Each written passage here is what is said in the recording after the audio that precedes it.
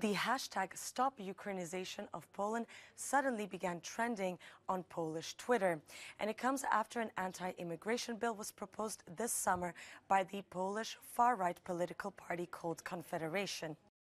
Since Russia's invasion of Ukraine, Confederation has been the only party in parliament to oppose measures that would help Ukrainian refugees, claiming that they have been given an unfair advantage compared to Poles.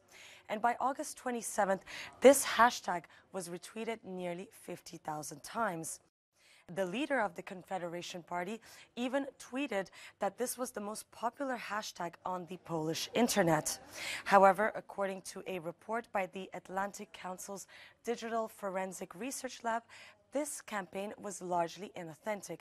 And we even spoke to the author of this report, who told us that this trend is not as popular in Poland as it seems. A small number of people are just trying to reinforce the movement and pretend as if this movement has a grassroots support, which actually doesn't have. So this study found that a very small number of active Twitter users, some exhibiting bot-like behavior, amplified this hashtag by sometimes retweeting it up to 200 times a day, and thus pushing it into the most trending topic list of Twitter in Poland. This sort of activity is known as astroturfing, and this is when a very small covert group of accounts, for example, like these ones, try to create a false impression of a movement that has widespread support when it doesn't.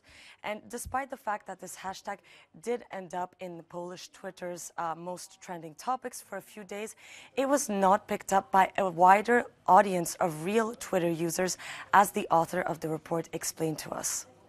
These type of anti-Ukrainian sentiments are not really gaining ground that easily, because society simply has a different attitudes towards Ukrainians. And according to this survey published this summer by the Polish Economic Institute, 77% of Poles were involved in helping Ukrainian refugees in the early months of the war. So this hashtag is definitely not proof that there's some sort of widespread resentment towards Ukrainians in Poland.